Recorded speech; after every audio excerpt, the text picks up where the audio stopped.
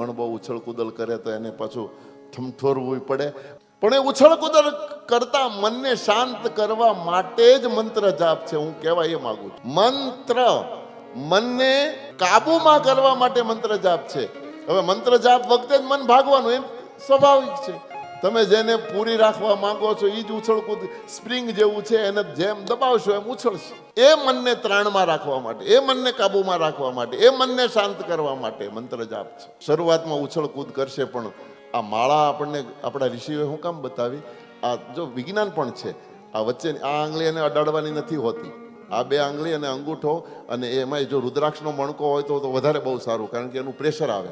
એ જેટલું પ્રેશર આવે ને એટલું મન ત્રાણ થાય. તમારું મન તમારા એ જપમાં તરત કેન્દ્રિત થાય. બને ત્યાં સુધી રુદ્રાક્ષના જપ વધારે સારા કીધા છે પુરાણો શાસ્ત્રો. મનને શાંત કરવા માટે માળા છે. આ 3 આંગળી તમારી મણકે ફરતી રહે તો મન તમારું ધીરે ધીરે કેન્દ્રિત થશે. પછી તમારે મંત્રને યાદ અથવા તો મનને ત્યાં લાવવાની જરૂર નહીં પડે, ઓટોમેટિક આવી જશે.